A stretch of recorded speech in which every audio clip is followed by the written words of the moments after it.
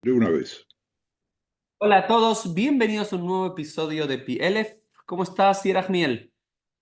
Muy bien, dentro de lo que cabe en la situación por la cual atravesamos aquí en Israel, tengo que decir que agradezco a Dios a cada instante por las cosas buenas y trato de elaborar las cosas menos buenas. Nos encontramos a unos 70 días, un poco más de haber comenzado la guerra del 7 de octubre, en el cual Hamás masacró el último gran pogrom en vivo y en directo del siglo XXI, y es el contexto en el cual Yerahmiel nos dice que estamos, ¿no es cierto? Porque lo bueno de un podcast es que lo grabamos ahora, lo subimos, pero Dios mediante, dentro de muchos años alguien podrá escucharlo, entonces siempre me gusta poner en contexto cuando hablamos de algo de hoy en día para que la gente pueda entender. Entonces, en ese contexto nos habla el rabino Yerahmiel Barilka y hoy lo invitamos a este episodio y ahora él se va a introducir como nos gusta hacer en PLF, que cada uno de nuestros invitados pueda presentarse como cada uno desee, contando los aspectos de su vida y su formación académica y judaica como lo desee. Pero vamos a hablar de dos grandes temas que tienen que ver con libros o publicaciones que el Rab hizo en los últimos tiempos. Uno tiene que ver con Rabbi Akiva. El principal tema de nuestro episodio de hoy es vamos a hablar un poco sobre la biografía de Rabbi Akiva, sobre uno de los midrashim más famosos de uno de los sabios más importantes de la historia judía del siglo II de la era común. Y hacia el final vamos a tomar uno de esos relatos de su vida para introducir al Kadish, por ser otro de los libros y de las publicaciones que el Rab hizo en el último tiempo. Como introducción para que la gente sepa de qué vamos a hablar hoy. Pero Rab, me encantaría saber un poco más de ti. Ya en nuestros episodios de Pieles estuvo tu esposa, Ethel Barilka, ya hace varios años fue invitada a este podcast y hablamos sobre el feminismo en el judaísmo. Cuéntanos un poco de ti, Rab, de dónde naciste, dónde te formaste, un poco de ti para entender quién nos habla en este episodio. Bueno, nací en Buenos Aires hace 80 años atrás, residí 17 años en México, residí 4 años en Madrid y hace 30 años que estoy en Israel. Estudié en un colegio estatal, en Universidad de Belgrano, después de haber estado unos años en la Universidad Nacional Derecho y Ciencias Sociales, especializándome particularmente en Derecho Internacional Público, que me permitió dar algunas clases de eso. ¿Qué hice en mi vida? Hice muchísimas cosas, porque cuando uno nace en un hogar humilde y tiene que ganarse el pan nuestro de cada día, va buscando a ver dónde se encuentra. Entonces, mi primer trabajo fue ser secretario del Colegio Hijala Torá a los 17 años e inmediatamente después de 3 meses fui el director del colegio. Colegio ortodoxo que todavía existe en Buenos Aires y que desde aquel entonces, 1960, hasta ahora ha crecido considerablemente. Y eso me introdujo sin buscarlo por la carrera también didáctica y pedagógica. Fui moré en el Majón de Yahadut, dirigí el colegio Talpiot, dirigí el colegio Yosef Caro, me fui a México donde dirigí el colegio Yavne y también el seminario de Morim, que en aquel entonces era seminario de Morot y que hoy se ha convertido en la Universidad Hebraica de México. Eh, Debate que tuvimos también en aquel entonces cuando era yo director, y había una postura, y me extiendo no en mí, sino en la postura, de un grupo de intelectuales muy importantes que eran del Bund y que formaban parte de la dirección del seminar de Morot que yo dirigía y que ellos planteaban de que todo está dentro del judaísmo y que también la didáctica y la pedagogía no había que buscarla por fuera y que no era necesario ni siquiera mandar a los alumnos del seminar a estudiar a universidades, sino que, y mucho menos hacer una universidad judía. Bueno, el tiempo los desmintió. No puedo evaluar si fue un acierto o no, porque en aquel entonces lo que necesitábamos era Morim y Morot. Supongo que ahora también en México y en el continente se necesita.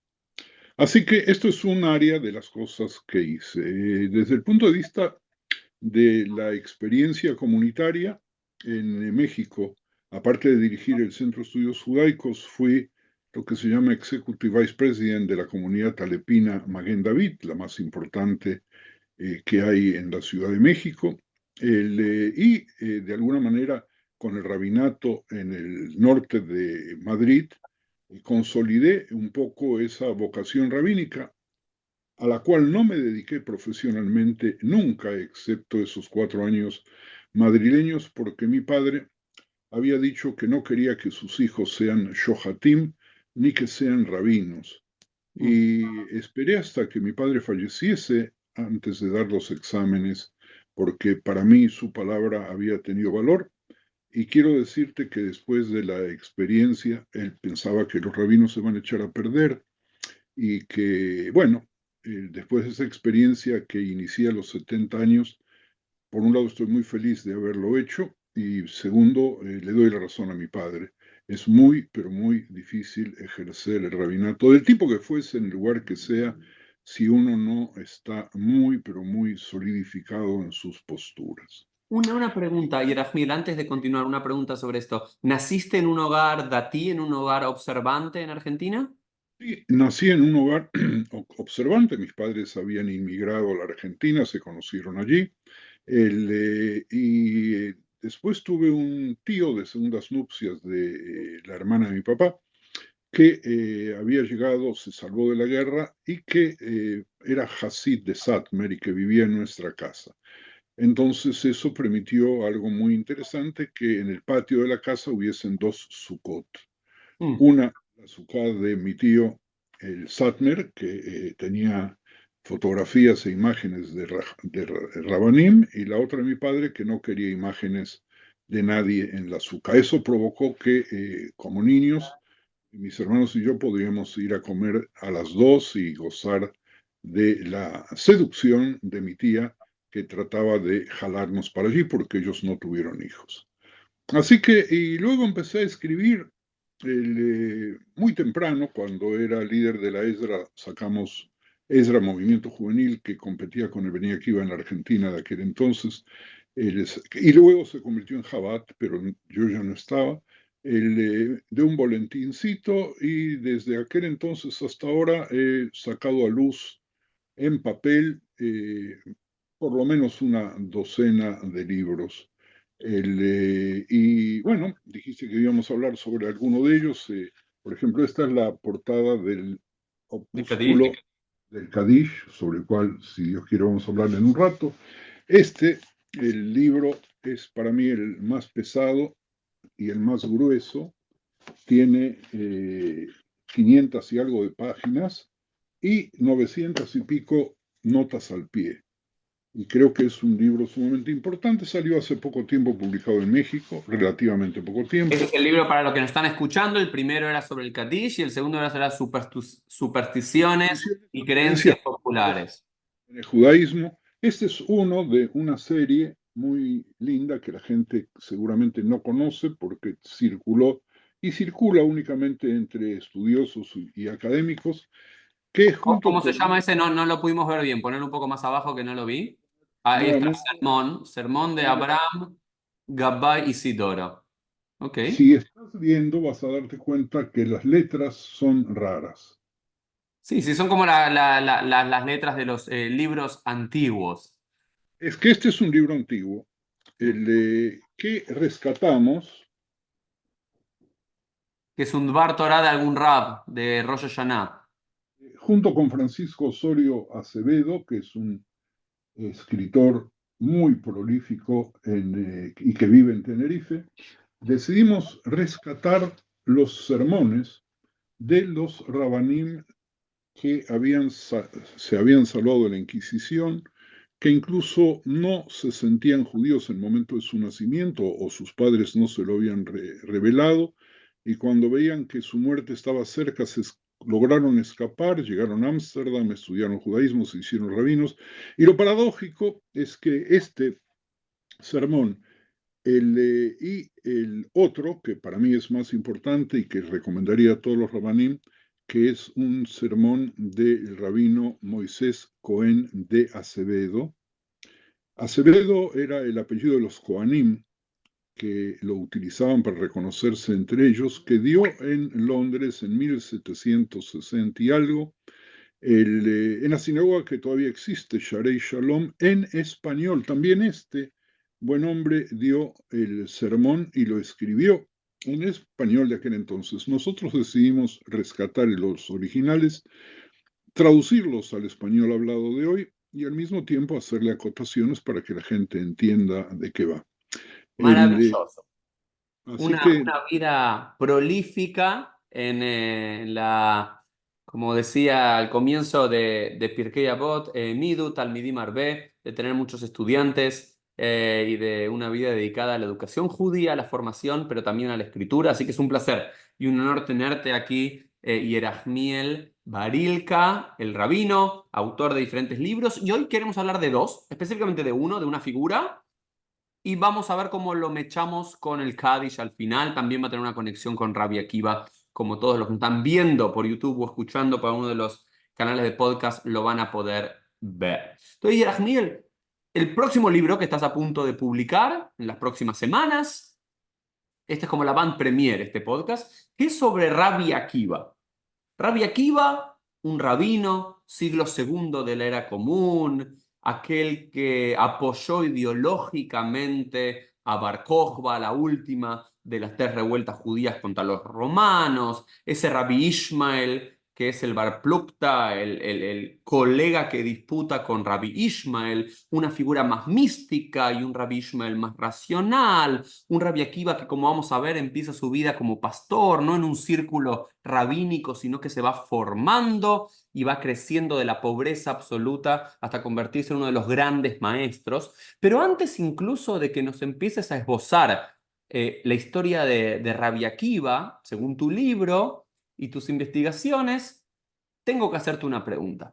Como un amante, yo de los Rabanim, de Hazdal, de los grandes maestros del Talmud, te pregunto, ¿es posible hacer una biografía de algún maestro talmúdico si la única fuente es el Midrash, la Mishnah, el Talmud, la Tosefta y no hay otras fuentes que comprueben o que refuten su vida? ¿Cómo lo entendés vos como intelectual? mira, lo entiendo como ser humano, y tu pregunta es extremadamente atinada, porque los primeros documentos que hablan sobre la vida de Rabbi Akiva aparecen en el Talmud, y por ahí fueron escritos en el año 400, es decir, 250 o 270 años después de su muerte, en tiempos en los cuales no había papel, no había imprenta. Por lo tanto, los documentos se escribían, nadie escribía biografías. Por lo tanto, el escribir sobre Rabbi Akiva es enfrentar una leyenda tratando de depurar entre versiones totalmente diferentes en el mismo texto de su vida y que los mismos incidentes y las mismas fábulas apareciesen en distintos lugares del Talmud de una manera general, pero con detalles significativos diferentes. El ejemplo para mí más importante es que su esposa no tiene nombre en el Talmud. Aparece recién en un midrash posterior con el nombre su esposa, perdón, la segunda esposa, porque en el libro voy a hablar de tres esposas por lo menos. Y no nos tenemos que asustar. Rabbi Gershon de Maguncia no había aparecido todavía y no tenía ninguna razón por la cual ser monógamo, aunque nadie puede saber si las tres estuvieron, coexistieron o no. Pero esta fundamental esposa, llamada Rachel, sobre la cual se monta gran parte de la leyenda de lo que es Rabbi Akiva, en definitiva, aparece muchos siglos después y se convierte hoy día en la banderada, particularmente de la educación jareidit. Pero esto sucede en los últimos años.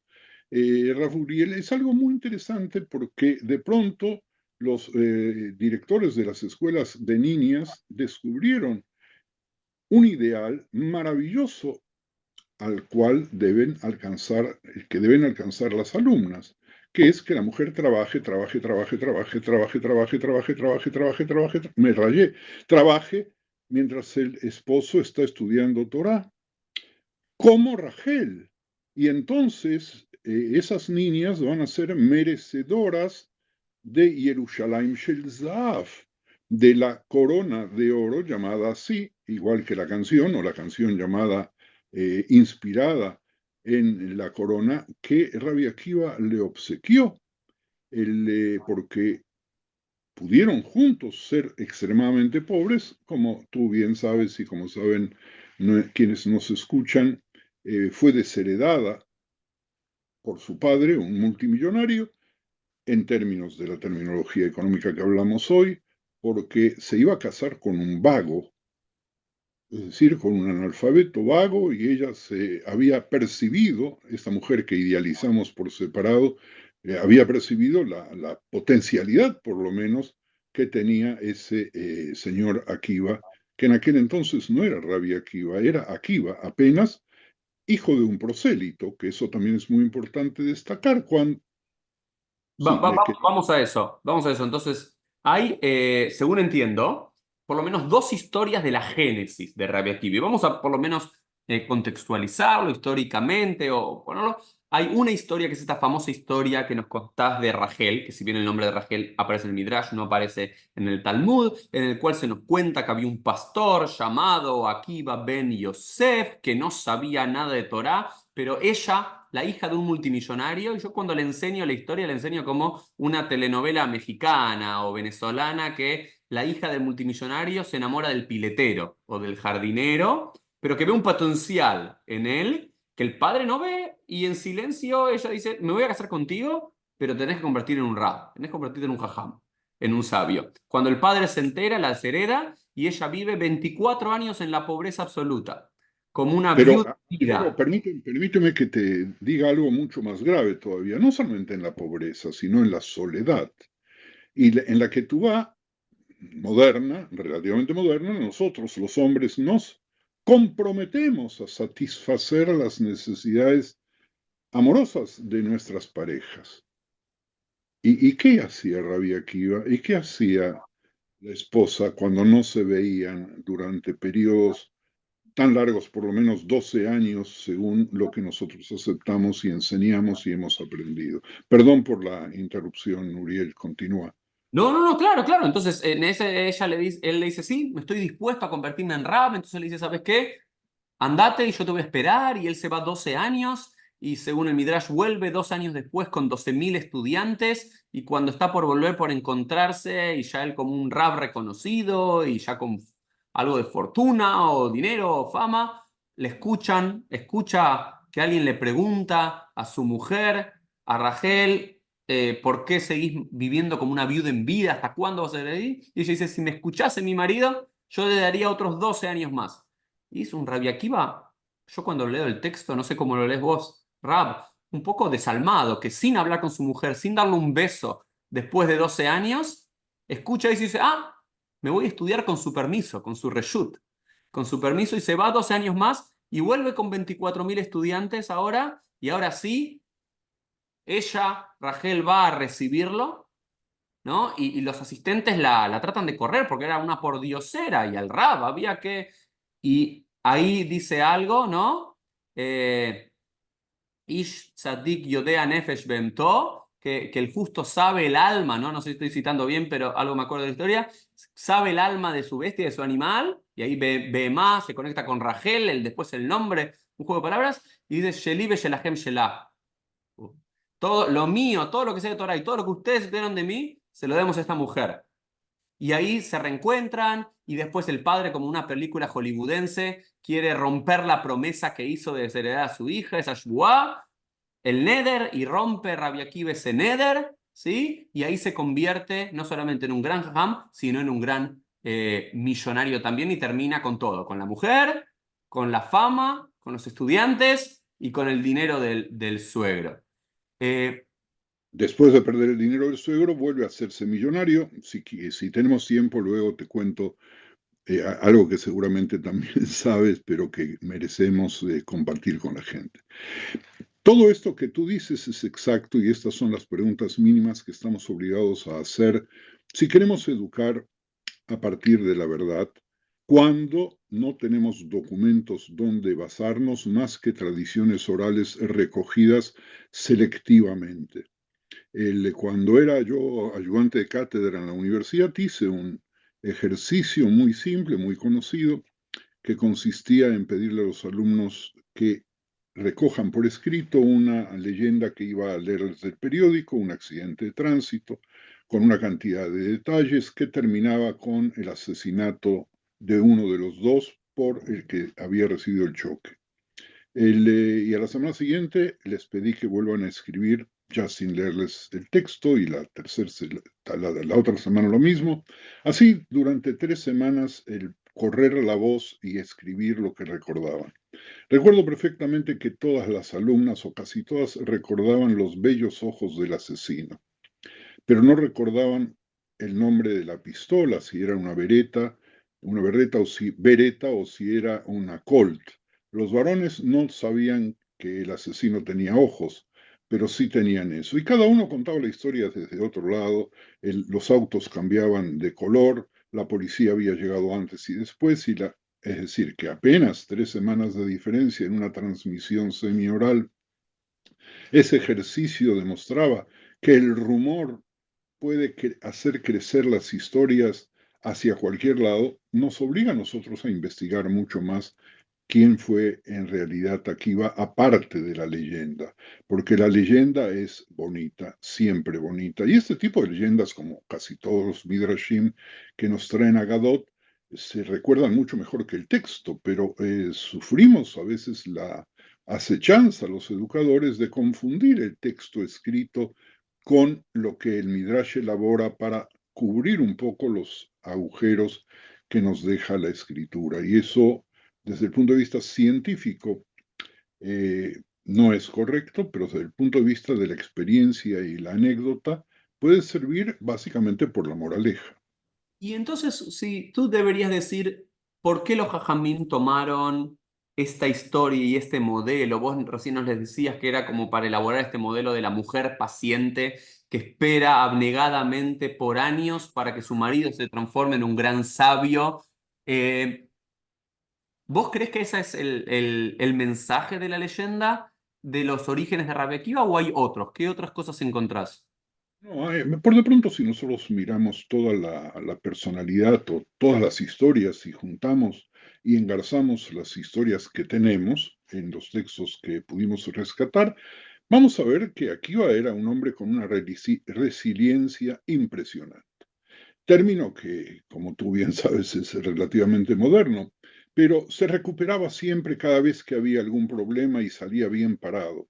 Segundo, era un extremado lector que no solamente leía el texto superficial, sino excavaba dentro de su inconsciente los significados que de otra manera no hubieran llegado a nosotros. Hay infinidad de anécdotas de interpretaciones diferentes, empezando por la más simple y más conocida, cuando sube al monte del templo junto con otros jajamim y de pronto ven un zorro por ahí y todos lloran y se rasgan las vestiduras porque el lugar sagrado había sido realmente ultrajado.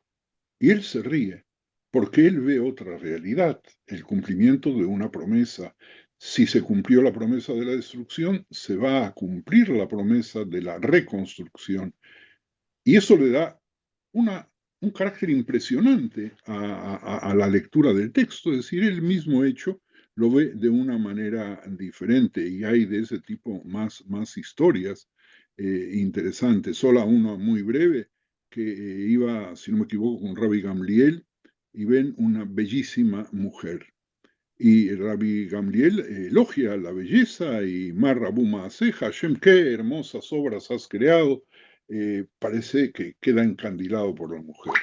Y él, sobre esa mujer, llora, se ríe, y él no, Rabbi Gamliel no entiende qué es lo que le está sucediendo. Dice, sí, esta mujer nació de una gota pestilente, como dice Pirkei Avot, de donde provenimos nosotros, de un espermatozoide. Después de todo, ¿qué somos? Nada más que un poco de esperma convertido en un ser humano. Segundo, qué belleza, qué locura de belleza, qué cosa más preciosa. Y tercero, ¿en qué se va a convertir al final de los días? En tierra, en polvo, en nada. Es decir, que tú puedes ver una mujer y la puedes ver como Gamliel y la puedes ver como Rabbi Akiva. Paradójicamente los dos tienen razón, pero la visión de Akiva amplia. Y no quiero decir que por último, sino hay que tomar en cuenta también el carácter político del tiempo y de la reforma gigantesca que hizo Akiva en el judaísmo, el tiempo en el cual él se solidariza con quien él unta o por lo menos consagra como Mashiach, y cómo luego se arrepiente, de qué manera sus alumnos, según la tradición, mueren por una epidemia o mueren porque no se respetaban, y sobre eso podemos interpretar también, si tú tienes que ir a batalla y no te respetas, el propio fuego de tus compañeros te va a matar. Nosotros apenas unos días atrás vimos una de las grandes tragedias cuando no hay comprensión de quién es el amigo y quién es el enemigo. Este Akiva es el Akiva que en la noche del Seder nosotros recibimos y lo vemos junto con otros Jajamim en Bnei Brak. Y los alumnos vienen y le dicen, Akiva, Akiva, llegó el tiempo de Kriyat Shema, dejen de estudiar la salida de Egipto. Y yo siempre, desde antes de investigar Akiva, dije, no me gusta esta historia, no me parece lógico que Rabbi Akiva y los otros sabios no viesen que estaba aclarando y que por lo tanto había que empezar el rezo matinal. Y es evidente que esta es una manera de ocultar que estaban conspirando contra el gobierno y que había alumnos, soldados, que tenían que avisarles si venía alguien o no, como luego sucedió en la época de la Inquisición, cuando las familias mandaban a los niños a ver si había alguien espiando. Es decir, de que aquí tenemos una conjunción de hechos, de un Rabbi Akiva comprometido, ya no hablemos de su martirio, pero comprometido por la independencia de Israel en contra de la opinión de algunos rabinos, se fue al extremo de ver un Mesías y que había que aportar a los alumnos que murieron por cualquiera de las 3 o 4 causas que sean, que hasta el día de hoy nosotros mantenemos un duelo por su muerte mucho mayor que todos los otros duelos, cuando nadie tiene la certeza de que ese duelo se debe a la muerte de los alumnos de Rabbi Akiva o es debido a algo posterior que queda en tinieblas y que nosotros no investigamos porque aceptamos, bueno, hay ciertas costumbres de semiluto entre Pesach y Shavuot, y bueno, y tienen que ver con Rabbi Akiva. Es decir, de que aquí estamos hablando de una multiplicidad de facetas, de rostros, de acciones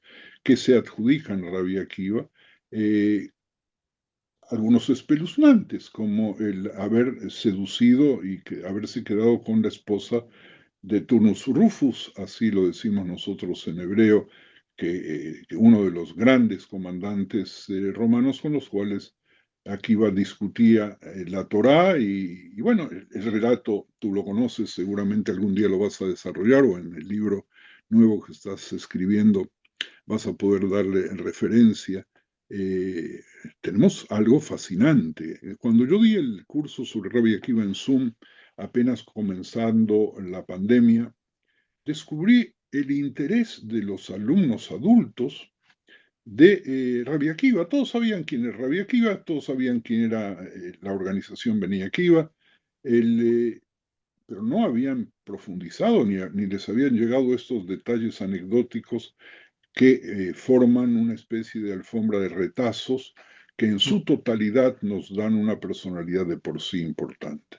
Y nos dan, ahora vamos a entrar y me gustaría charlar contigo, Yerahmiel, si tenemos la oportunidad en este podcast, de alguna de esas historias fundacionales de Rabbi Akiva, pero este personaje multifacético, y es uno de esos personajes que quisiera escucharte cómo lo lees vos. Yo siento que hoy estaría en las veredas opuestas de Rabbi Akiva, ¿no? Si bien hoy lo idealizamos, ¿no? Hillel y Rabbi Akiva quizás son los dos personajes más conocidos de toda la literatura rabínica, y hoy todos conocemos la red Hillel, los Beit Hillel, como sinagogas o Hillel y Bnei Akiva, o otros lugares así, y son de los jajamim más nombrados. No encontramos muchos Rabbi Ishmael o muchos Rabban Yohanan ben Zakkai, o muchos Rabbi Meir e instituciones que lleven el nombre de estos grandes maestros.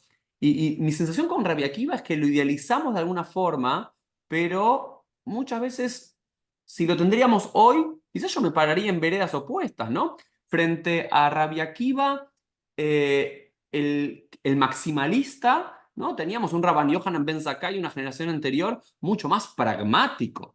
Decir, no, no, no, no hay que ir a la guerra contra Roma, está perdido eso, tratemos de salvar, ¿no? Un poco de salvación es mejor que la nada, lo dice en la Gemara. Y Rabbi Akiva o Rabbi Yosef lo cita ahí en Gitín criticándole por qué no le pidió a Roma que haga todo, y dice, no, mira, un poquito mejor que nada. Y yo siempre me paro, para mí mi inspiración era más el Ribaz, Rabban Yochanan ben Zakkai, que Rabbi Akiva. O lo mismo con este pensamiento místico, mágico, mesiánico de Rabbi Akiva, de apoyar a Bar Kokhba frente, o el Pardés de Rabbi Akiva frente al racionalismo de Ismael, ¿no? Y esa famosa discusión de carácter alágico y no agádico, pero que nos hablan de los personajes. Cuando aparece en la Torá Mot Yumat, ¿no? Que hoy lo traducimos como morir habrá de morir. Y que Rabbi Akiva dice, no, eso significa que va a morir en este mundo y en el mundo venidero. Y Rabbi Shimon le dice, no, no, Rabbi Akiva, baja un poco. Es simplemente un Tiferet Amikra, es un embellecimiento literario. Y dice que lo van a matar, que está condenado a pena de muerte. No leas demasiado. Pero aún así, aunque me identifico más con el racionalismo de Rabbi Ishmael o el pragmatismo de Rabban Yochanan ben Zakkai, esta figura de Rabbi Akiva no deja de sorprenderme, y sin lugar a dudas tiene una de las historias más bellas de todo el Talmud, que me gustaría que me las enseñes vos, tú, Rab, con tu mirada y con tu ashkafá. Entonces quisiera tener yo el Tanug, el placer de escucharte a vos contarnos la historia, dos historias te quiero pedir. La, la primera es la famosa historia de Rabbi Akiva con Moshe, en Menajot y en el Beit Midrash. ¿Nos podrías contar de forma así, al regel ejad, esa historia, y cuál crees vos que es el mensaje?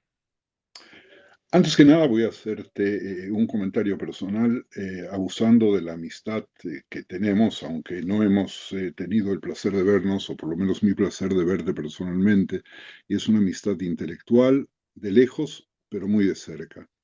Y es de que yo trato de no idealizar absolutamente a ningún personaje, ni de la Torá, ni del Tanaj, y no me pongo la camiseta de ninguno, sino que paradojalmente, no en vano, los jajamim trajeron las historias en contienda, de manera tal de que podamos aprender de uno y de otro.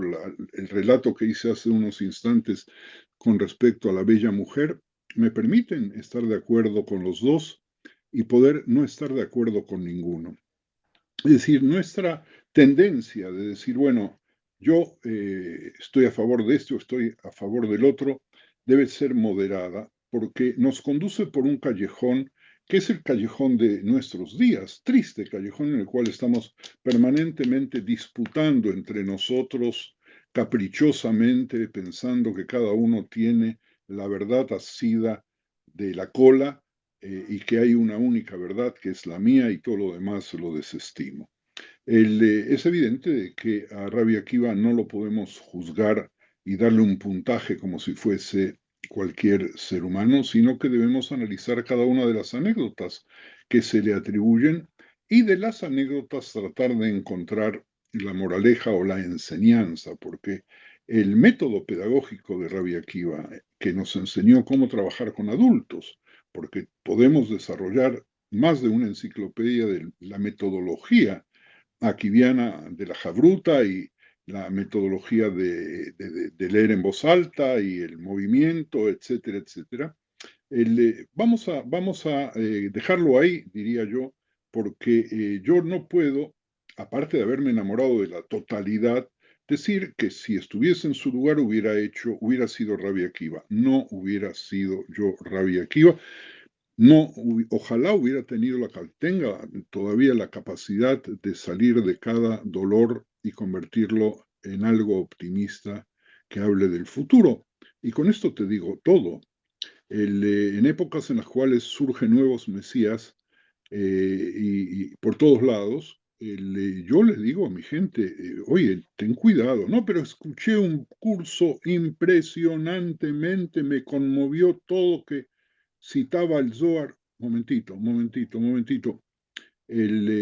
Vamos bajándole un poquito a la emoción y vamos a bajarle un poquito también a la emoción negativa. Y digamos, bueno, vamos a analizarlo por su decir, por su manera de que entendemos hoy su decir.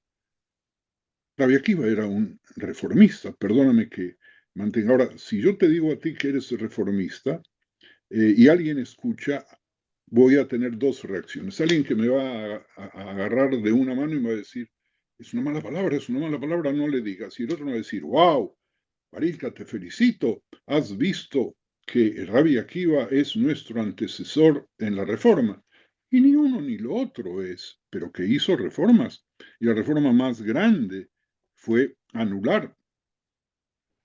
anular, sino rescatar el servicio divino del templo ubicado en un único lugar, con la devoción que traían las ofrendas de animales para lograr el perdón, para pedir el bienestar, a la sinagoga, a la plegaria, un shalma parim sfatenu. De pronto nosotros hoy, si no hubiéramos tenido a Rabbi Akiva, no hubiéramos tenido ninguna posibilidad real, no solamente Rabbi Akiva, sino todos aquellos que contribuyeron a esa gran reforma, no hubiéramos tenido la posibilidad de subsistir como comunidades y no sabríamos cómo dirigirnos a un Dios uno que no dejó de ser uno, aunque no tengamos Beit Mikdash. Y si no hubiéramos tenido el Rabbi Akiva, tampoco estaríamos ansiando el ideal de un templo donde podamos purificarnos y elevarnos. Así que esto es una acotación al margen. El problema conmigo es que las acotaciones duran mucho tiempo. Al relato fantástico de Moshe Rabenu y Rabbi Akiva, Moshe no entendía algunas cosas y Dios lo envió. Te doy mi versión novelizada para este programa breve, ¿verdad? Y lo envió a escuchar, a estudiar con Rabbi Akiva y vio como Rabbi Akiva explicaba una por una de las coronitas que tienen las letras de la Torá y Moshe no sabía absolutamente nada ni podía entender lo que Rabbi Akiva decía y regresó a hablar con Dios y a decirle a dónde me has enviado, a escuchar qué, no entendí nada. Y Dios le dijo, si Akiva hubiera estado en la generación tuya, él hubiera entregado la Torá. Es decir, que el Rabbi Akiva hizo algo que nos permite a nosotros seguir su camino y su ejemplo de rescatar el mismo texto que Moshe recibió y encontrarle explicaciones a cada uno de los puntos, a cada una de las comas, a cada una de las vocales, a cada una de las ideas y transformarlas también en un terreno de aplicación práctica de la justicia que la halajá, que va caminando de generación en generación, lo permite hacer. Si no hubiéramos tenido nosotros a Rabbi Akiva, estaríamos nosotros únicamente en la Torah Shebichtav, en la Torah escrita, y no seríamos los judíos que somos gracias a la transmisión de la Torah oral. Así que, dime. Sí. No, no, ahí yo. Ese es uno de los relatos, yo diría, con el Tanurosh el Ajnai, con el horno de Ajnai, que a todos los que estudiamos en el seminario rabínico latinoamericano, de la corriente conservadora o incluso en lugares reformistas, son tomados como dos relatos fundacionales, especialmente el de Rabbi Akiva, del Eitpathut, del desarrollo de la halajá, que la forma que tenía Moshe de estudiar, de vivir la Torá, no era la misma que Rabbi Akiva, entonces eso quiere decir que incluso en nuestros días no puede ser así. Te pregunto como alguien que vive y se mueve dentro de la ortodoxia como eres tú. ¿Cómo lo entiende la ortodoxia este par, este Moshe no entendí, ¿no? Porque hay una idealización. Si uno le pregunta a un ortodoxo promedio que se imagina que la vida de Torah y Mitzvot de Rabbi Akiva o de Maimónides o de Moshe o de Ezra es muy similar a la que llevan ellos hoy en día. ¿Cómo lo entiende hoy un ortodoxo ese relato donde Moshe no entiende a Rabbi Akiva 1300 años después de entregar la Torá? Mira, por lo pronto yo no soy sociólogo de la ortodoxia. Ok. Y dentro de la ortodoxia hay tantas vetas como los colores del arco iris multiplicado a la milésima potencia. Pero el ortodoxo común, el que ha estudiado superficialmente la Torá, ve esto como algo muy simple. Él es Rabbi Akiva, y no hay ningún cambio entre Moshe y Rabbi Akiva. Es la misma Torá, quizás vista desde otra faceta. Quien es un poco más sofisticado puede desarrollar en su mente todo un proceso que empieza desde Moshe y quizás antes de Moshe, porque nosotros creemos que nuestros patriarcas cumplían con mitzvot. Por lo tanto, a través de todo un desarrollo que sigue hasta el día de hoy, cuando nosotros discutimos si se puede hacer un trasplante de órganos, que ya casi nadie discute, es evidente que el trasplante de órganos de una persona viva a una persona muerta, perdón, de una persona muerta a otra persona muerta, o de una persona viva poniendo en peligro su vida a otra persona viva, el, está escrita en la misma Torah de Moshe, porque de ahí nosotros seguimos aprendiendo eso, si no, no podríamos estar Mm. viviendo. Y te doy solamente un ejemplo. El otro ejemplo es, por ejemplo, el de la posibilidad que tienen las mujeres hoy día de embarazarse por medios que en otro tiempo, y para algunos judíos de la ortodoxia y para muchos judíos que no son ortodoxos, les resulta muy difícil y lo rechazan porque temen que provoque que el ser recién nacido sea bastardo cuando el hecho de bastardo no tiene nada que ver con la comprensión común de la gente, que tampoco significa lógicamente lo que es. Es decir, de que nosotros tenemos que aprender a convivir con el pensamiento y tenemos que aprender también a convivir con quienes piensan distinto. Y dentro de la ortodoxia hay extremos de ver la misma temática, quizás más grandes que lo que hay en los otros movimientos del judaísmo, Ujú. que a veces por facilidad y por comodidad aceptan teorías evolucionistas radicales y de pronto dejan de ver de que ha habido un proceso minucioso en la respuesta, en la Sheilot y Chuvot, que milímetro a milímetro, fragmentos de milímetro a través de los años, fue abriéndose y fue dándole sentido también a las festividades. Es evidente que las festividades de hoy, sin los sacrificios, estoy hablando de Pesach, Shavuot y Sukkot, no tienen nada que ver con el Pesach, Shavuot y Sukkot que había en tiempos de la Torá, cuando los hubo. Rosh Hashanah aparece nuevamente en la época de Ezra y Nehemías. ¿Y qué Rosh Hashanah había antes? ¿Y cuál es el significado de Rosh Hashanah? ¿Y cuál es el significado de las fiestas que nacieron como fiestas agrícolas y que de pronto no tenemos tierra ni tenemos posibilidad de festejarlas como tal y les tenemos que encontrar y tenemos dónde encontrar significantes diferentes? Este es un mundo apasionante, sí. Es apasionante. Tenemos muchas historias de Rabia Kivi, claramente, en un episodio de un poco más de una hora. No vamos a llegar a ver todas, pero para ver quién fue este Rabia Akiva, también, bueno, recordamos que el final de ese relato, el Menajot, también es cuando Moshe le pide a Dios decir, ok, ahora entiendo la grandeza de este Akiva ben Yosef, como vos dijiste, hijo de Geirim, ¿no? Hijo de prosélitos ellos. Y es interesante plantear esto como esquema rabínico, ¿no? Que cualquiera podía llegar a ser rab, cualquiera podía llegar a ser maestro. No había que pertenecer Cualquiera, a no, no casta. cualquiera, no cualquiera, tenía que ser inteligente, tenía que estar dedicado, tenía que estar comprometido, tenía que colocarse el yugo divino, no cualquiera, porque en nuestra época esa característica que estoy diciendo no abunda.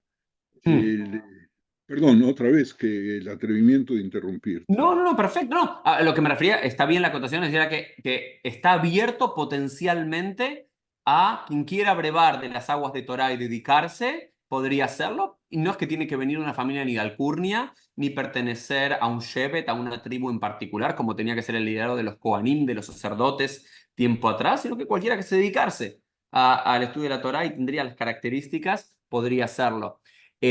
También tenemos esa, bueno, venía diciendo que el final de la historia es que Moshe le pide a Dios, bueno, mostrame cuál es la recompensa. Y la recompensa es ver a un Rabbi Akiva, uno de los 10 mártires, como luego van a ser conocidos, con su piel siendo arrancada por los romanos, ¿no?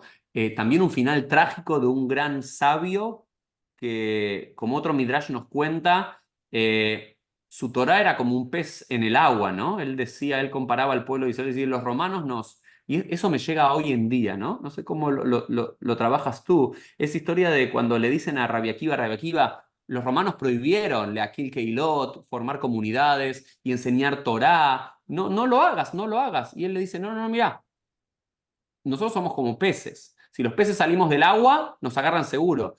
Pero si los peces estamos dentro del agua, nuestro agua es la Torá. Y esto lo siento como hoy en día, ¿no? Es decir, los que odian a los judíos, los antisemitas y demás, nos van a perseguir si usamos kippah o no usamos kippah, si estudiamos Torá o no estudiamos Torá, si defendemos Israel o no defendemos Israel. Y eso sí yo rescato de Rabbi Akiva y enseño mucho. Es decir, si nuestro ambiente natural es la Torá, ahí es donde tenemos que habitar nuestro judaísmo y no preocuparnos por los romanos de nuestros días qué van a decir, ¿no? Pero él entrega su vida por la Torá, ¿no? Es uno de los grandes mártires. Empiezo por ahí, en el 2023, Dios nos hace un chiste y nos trae esa realidad. ¿De qué manera nuestros hermanos que se fueron asimilando y que fueron luchando para ser aceptados en los grupos progresistas, incluso tomaron el liderato y establecieron diálogo con aquellos que eran hasta hacía poco tiempo acérrimos enemigos, también físicos, que nos perseguían, y encontraron nuevos amigos? Y cuando se producen las violaciones hace 70 días atrás, 75, día más, día menos, y cuando se produce el decapitamiento de niños y bebés, desaparecen nuestros amigos. Desaparecen nuestros amigos. Nosotros pensábamos que estábamos navegando en las mismas aguas, pero no, nos dejaron solos. Nos dejaron absolutamente solos. Por lo tanto, si nosotros queremos sobrevivir, necesitamos estar muy, pero muy firmes en nuestra exigencia del derecho a la vida, como primer paso.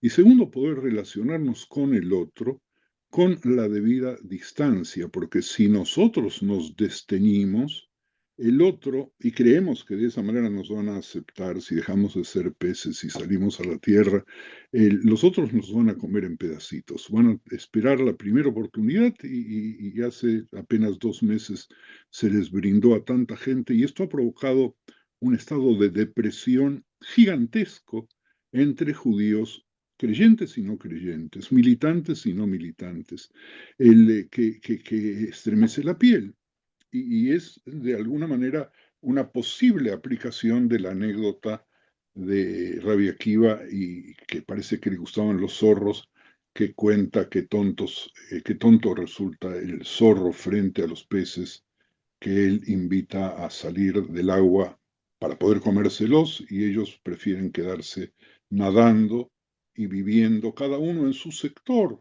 Los peces no se van a comer al zorro, pero los zorros no van a poder comerse al pescado, que ya no es pez, cuando salga.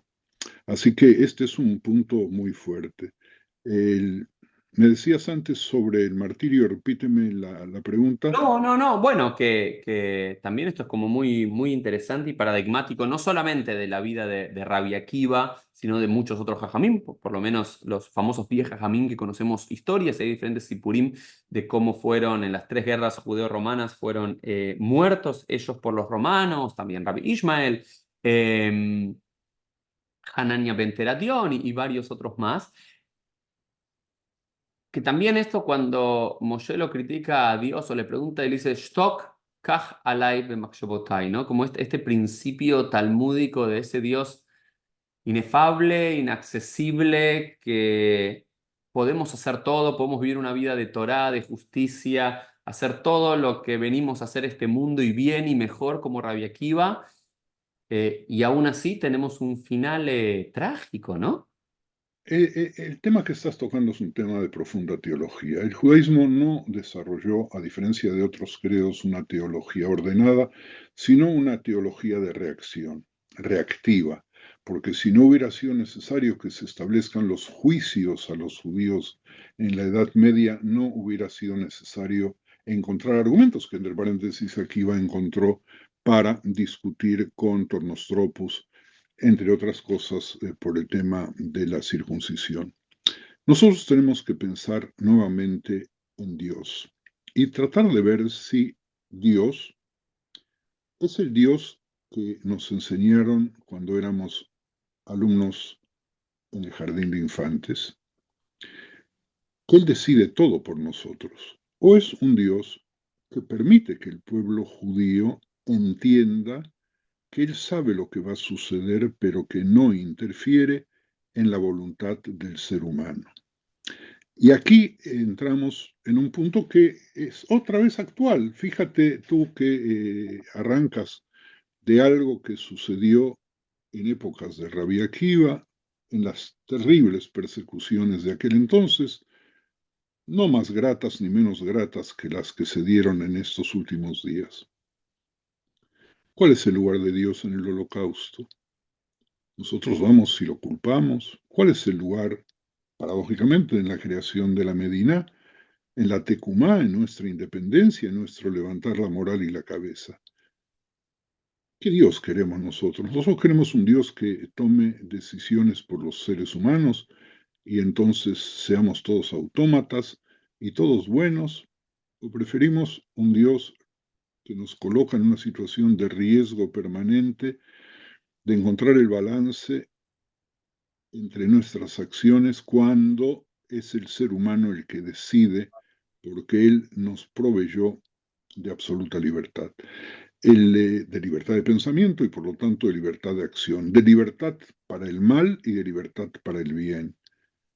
Si no nos diese esa posibilidad, yo, si me convirtiese a mí en un producto de su voluntad absoluta y yo no pudiese decidir nada, creo que me aburriría y te puedo garantizar que no hubiera escrito un renglón. No sé si lo que yo escribo tiene algún sentido, si vale algo, pero a mí me da mucho placer. Pero si Dios decide por mí todo, no tengo de qué escribir, está todo decidido. Es un tema para tratarlo, yo creo que para meditarlo, para pensarlo, para chocarnos con él, para oponernos incluso y decir, bueno, no me gusta, yo quiero que Dios salve y le pido a Dios que salve a los dos hijos de mi amigo Itzik Horn, que yo conocí en Buenos Aires, que trabajó conmigo en el Keren Kayemet en Israel, que fue siempre un educador y que llora angustiado por sus hijos. Yo quisiera que Dios los saque y le pido a Dios. Dios a veces me oye, siempre me oye, pero a veces me hace caso y a veces no me hace caso. Cuando me hace caso le agradezco, cuando no me hace caso, con el dolor en el corazón entiendo que yo no soy Dios, sino hay otros elementos que hacen que la realidad se dé. Es un tema teológico que a mí, en lo personal, querido amigo, me conmueve en estos días porque me toca directamente, no solamente en el caso de los dos jóvenes hijos de mi amigo. Me conmueve cuando mi compañero de trabajo en Buenos Aires tiene que ir a sepultar a su nieto, hombre creyente. Y yo quedé mudo, como Aarón cuando le anunciaron la muerte de sus hijos, y no tuve la valentía de levantar el teléfono y hablé con su hija para pedirle permiso para poder escribirle sin darme cuenta, imbécil que soy, que la hija era la madre del soldado caído, y ella no me lo dijo y me fue conduciendo de qué manera poder acercarme a otro Itzik que tuvo que sepultar a sus nietos. Uriel, esto que yo te digo quizás no estaba programado en la dinámica de las presentaciones que tú tan brillantemente haces y que tanto admiro, pero es nuestra realidad de hoy, terrible realidad de hoy. Pero creo que sí, porque creo que para eso seguimos estudiando Torá, para eso seguimos estudiando Talmud, esa es nuestra agua, esas son nuestras fuentes, eso es en lo que buscamos inspiración en las fuentes del pasado para tratar de entender o interpretar la realidad que nos toca. Y si bien mucho cambió, nada cambió, porque creo que algo de lo que se enseña Rabbi Akiva, con aciertos y desaciertos también, es que era un rabino comprometido con la vida política y social. No era un rabino del Beit Midrash, no era un Rosh Yeshiva que dice de política no me meto, con los romanos no me meto. Él estaba comprometido, ¿no? Había algunos, ¿no? Como el famoso de Rabbi Shimon Bar Yochai, de Rabbi Ilai o Rabbi Yehuda, que deciden o alabar a los romanos por cómo eran o llamarse a silencio. Y Rabbi Akiva, como luego va a ser Rashbi, se compromete y dice, no, no, no, lo que está haciendo los romanos está mal y hay que salir a luchar. Y luego, bueno, como vos bien dijiste, Rabbi Akiva en algún momento se da cuenta de que su apoyo por esta revuelta de Bar Kokhba no era el camino, que le costó la muerte a miles de sus estudiantes que también eran defensores y combatientes. Pero después creo que eso de Rabbi Akiva vos dijiste, ¿no? Y estamos, estas parashot, leyendo también la historia de Yosef.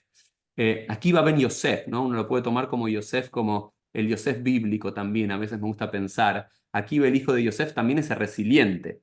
Ese Akiva como Yosef resiliente que cae al bor, que cae al pozo y luego puede salir y es tomado prisionero y luego sale y va escalando. También Rabbi Akiva, ¿no? Rabbi Akiva tiene ese famoso relato que cuando sus 24.000 estudiantes mueren y él ya está viejito, ya está viejo, ¿no? Nos cuenta ahí el cifre que tal como Hillel, tal como Ezra o como Moshe o como Rabban Yohanan ben Zakkai, su vida está dividido en tres periodos, los primeros 40 años, pastor, pobre, ignorante, 40 años dedicándose al estudio de Torá y los últimos 40 a enseñar a liderar. Y cuando ya estaba en los últimos, ¿no? Tiene que empezar de vuelta. Tiene que empezar Y con 5 alumnos. esos Tenía cinco 24.000, alumnos, empieza con 5. esos 5 alumnos son más importantes que los 24.000, porque con 5 se reconstruyó la posibilidad de que el judaísmo siga viviendo. Y tú me pedías, y lo dijiste tú con palabras mejores y muy claras, si algo tenemos que aprender de Rabbi Akiva es no haber perdido la fe en el dolor máximo, sea cual fuese en definitiva la razón de la muerte de sus alumnos, si fue por una epidemia, si fue por la escarlatina, si fue por una gripe, si fue, nadie de los sabios se ponen de acuerdo, si fue porque cayeron en combate. Se repuso del dolor más profundo, pero no se quedó recluido en la cueva estudiando solo, sino que buscó 5 o encontró 5 y a partir de ellos se multiplicó su Torah, la Torah, siglos por siglos. Si tú y yo estamos en continentes diferentes estudiándolo, fíjate qué fuerza que tuvo ese hombre. Solo por eso, si quitásemos todo el anecdotario que conocemos y que los jajamín fueron trayendo y que se recogió por escrito, sería suficiente para darle un lugar en la gloria de nuestra historia. Quisiera empezar a terminar. Primero, que esto es una gran presentación para despertar el interés de los que nos están viendo y escuchando para cuando salga el libro. Vamos a poner el link para que lo puedan adquirir y que ellos puedan estudiar las propias historias en primera mano, con todos los comentarios e ideas que tú nos vas a traer sobre cada una de las historias de Rabbi Akiva. Pero como última historia, ¿no? Nos queda ese Rabbi Akiva con el viaje místico al Pardés, el único que entra en paz y sale en paz, otra de las historias medulares de él. Pero me gustaría como segue hacia el final para hablar un poco del Cádiz, el otro libro que sacaste hace un tiempo, y también el Cádiz, que como pueblo de Israel estamos diciendo, somos todos Abelim en estos últimos meses. Eh, Hay una historia de Rabbi Akiva que no está en el Talmud, que está en el Midrash, que es uno, ¿no? O quizás es el gran origen de por qué hacemos el Kaddish. Quizás la gente no sabe, pero el Kaddish es una de las, quizás hasta el judío más asimilado, de los más asimilados, si hay una plegaria que conocen o que pueden conectar, es el Kaddish, que está en arameo y no en hebreo, y es una plegaria que antecede al duelo. Es una plegaria de lo a Dios, pero que encuentra en un sipur de Rabbi Akiva, en una historia de Rabbi Akiva tardío, un midrash tardío, la entrada al Kadish de duelo como lo conocemos hoy. ¿Nos cuentas esa historia para cerrar? Sí, sí, con mucho gusto. Paradójicamente, el opúsculo este, que el librito del Kadish que les mostrara hace un ratito, salió su primera edición en Madrid en Azara Betevet de este año. Salió publicado por la Keilah Ashkenazit de México hace, creo que ya había pasado Shmini Atzeret, ya había empezado la guerra, y sale esta semana en Buenos Aires. Y de pronto el Kadish, que todos, como no hay judío que no lo conozca, yo creo que es más conocido el Kadish que el Shema Israel, en los sepelios, en los duelos, en la Tfilá, en el Betacneset, un texto de Loa que se utilizaba exclusivamente para terminar las sesiones de estudio, se convierte a partir de la leyenda que voy a tratar de relatar. Preferiría incluso leerla, pero se va a hacer muy larga si la leo en detalle, porque cada uno de los detalles, como todo esto, tiene su propia visión. Pero Rabbi Akiva encuentra a una persona, fue un sueño, fue una realidad, chamuscado, cargando leña, y le pregunta, ¿a dónde vas? Y este buen hombre no quiere darle razón porque está muy apurado. Estoy muy apurado porque si no llego a tiempo me van a quemar más. ¿Que no llegas a tiempo a dónde? Al infierno, que es mi lugar de residencia, y estoy llevando estos troncos para calentar el fuego, para que me quemen mejor. Oye, detente. No, no puedo detenerme. ¿Y por qué? ¿Qué has hecho en tu vida? He sido un perverso, he sido un delincuente. Dime una cosa, ¿y tuviste mujer? Sí, mala persona igual que yo, no sé de ella nada. ¿Tuviste hijos? No sé, porque cuando me mataron, mi mujer estaba embarazada y no sé si nació o no nació. Dame tu nombre, dame el nombre de tu mujer. Y Rabbi Akiva salió a buscar a ver si podía encontrar a ese hijo no nato todavía en su mente para poder salvarlo a través de la posibilidad de lograr que su hijo salve al Padre del infierno, reconociendo a Dios, al Dios de Israel.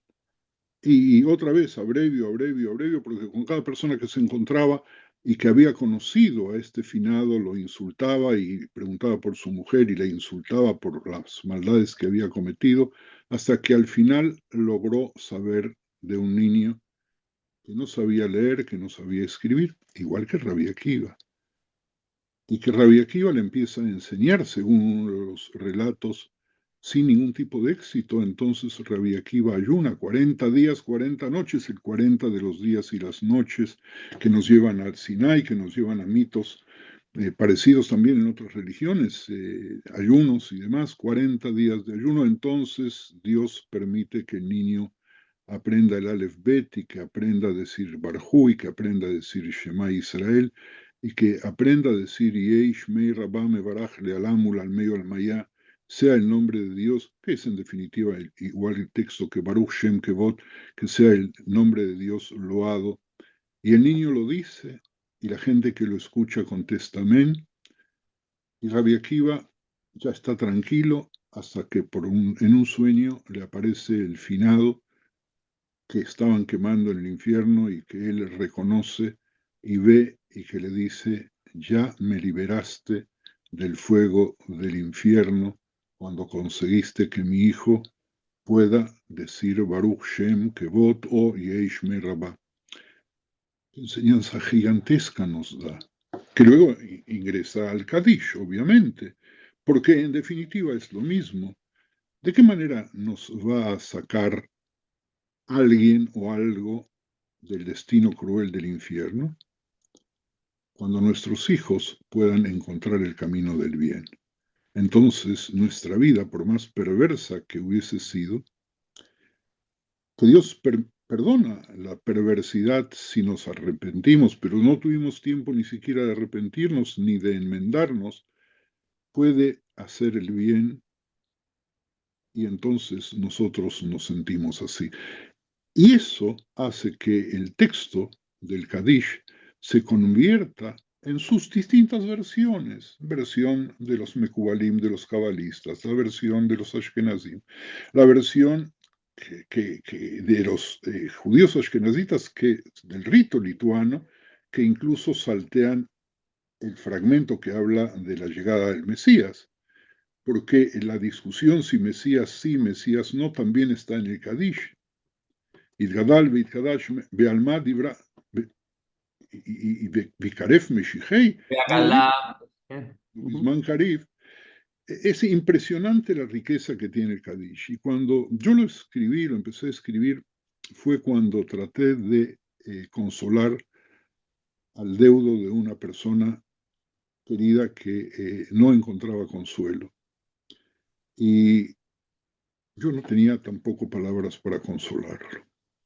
No hay tiempo para contar el detalle de ese encuentro y dije, voy a buscar algo que le haga bien a su alma.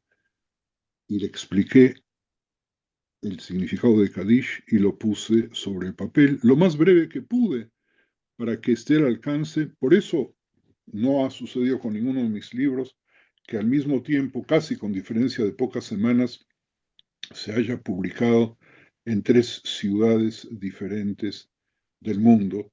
Y justo en estos momentos en los cuales todos los días escuchamos Kadish, todos los días, varias veces cuando ponemos la televisión en cada uno de los sepelios de los chicos que han caído y están ahí, algunos leyéndolo en el papel, entre paréntesis, aquellos que no pueden pronunciar el Itgadal ve Itgadash me llegan más cerca al corazón que aquellos que lo dicen de memoria, de tanto escucharlo sin saber ni siquiera qué es lo que dicen. El Kadish se ha convertido en una especie de himno, no solamente en el acto de Yom HaZikaron, no solamente en el acto de Yom HaShoah, no solamente cuando uno es deudo, lleno de dolor por el fallecimiento de un ser querido, sino de la nación judía hoy, cuando todos estamos aferrados a un momento de esperanza y de ilusión, y terminamos, Ose Shalom Imromafu y Ase Shalom Aleinu. El Col Israel Vimru, amén. Tradúceme tú, por favor, porque se me va la voz. Aquel que hace la paz en las alturas, en los cielos, también haga la paz sobre nosotros, sobre todo el pueblo de Israel, como agregamos algunos, también sobre toda la humanidad. Un placer tenerte aquí, Rabbi Arachmiel Barilka, como dijiste, hace 80 años, nacido en Buenos Aires, como dice Pirkei Avot, Ben Shmonim Lakburá, a los 80 años, la valentía, el coraje, el heroísmo, la fuerza, y realmente estás con más fuerzas que nunca, y es mi bendición para ti es que puedas seguir escribiendo, que puedas seguir enamorándonos, enamorándote de nuestra cultura, de nuestros masores, de nuestros textos, y enamorándonos a todos con todos tus escritos. Recomendamos, como dijimos en este episodio, pronto a salir el de Rabbi Akiva, también está el de la superstición y el opúsculo este sobre el Cádiz. Después vamos a tratar de poner los links para aquel que quiera ahondar más en cada uno de ellos que así pueda hacerlo. Y quedamos con el compromiso quizás, Rab, de poder volver a invitarte. Abrimos muchas ventanas, muchos temas. Quizás te volvemos a invitar para hablar de otro, pero hoy conocimos un poco la vida de Rabbi Akiva y un poco de estos orígenes del Kadish, de esta plegaria tan cercana a nuestros corazones. Y con tu reshut, con tu permiso, muy rápido, hacemos un ping-pong de preguntas y respuestas para cerrar. ¿Te parece? Es una... Venga. Al reglejat, ¿no? Como dice Pirkei Avot, Shoel Leinian Umashiv Ka'alajá. Ok, vamos directo. Pregunta. Una festividad judía, la festividad judía que más te guste. Para mí, Pesaj, porque Sin el porqué, Rab, sin el porqué. Pesa. Esto es lo que queremos, así como rápido. Un personaje de la historia judía que no conociste que te gustaría poder tomar un café y aprender y hablar. Moshe Rabenu Un sería, relato. sería una conversación muy larga, dado que es tartamudo, y yo no sé callarme. Un relato de la Torá o del Tanaj que para vos sea medular. Esos relatos que siempre volvés y que siempre enseñás. Todo lo que tiene que ver con el conflicto entre hermanos en el libro de Bereshit. Un pasuk, un versículo o quizás una imbra, una enseñanza así de la Gemara que sea como si hubieses que escribir el Pirkei Avot, ¿qué se diría? Rab, Yerachmiel, Barilka, Ayaomer. ¿Cuál sería ese versículo, ese pasuk, esa idea? No escribiría ninguno nuevo, sino solamente hablaría de la necesidad de respetarnos el uno con el otro, que acabo de escribirlo y lo acabo de distribuir entre amigos, que tiene que ver con mi interpretación de Parashat Vaigash, que se leerá este Shabbat, y que tiene que ver con Yosef y sus conflictos, perdón que me extralimite, del conflicto con sus hermanos, de Yosef el asimilado que al final encuentra el camino con mucha dificultad, pero que demuestra hasta dónde es necesario que los hermanos vivan unidos, como dice el Martín Fierro. Un momento de la historia judía que te gustaría viajar en el tiempo. La declaración de Ben Gurión de la independencia del Estado. Una mitzvah.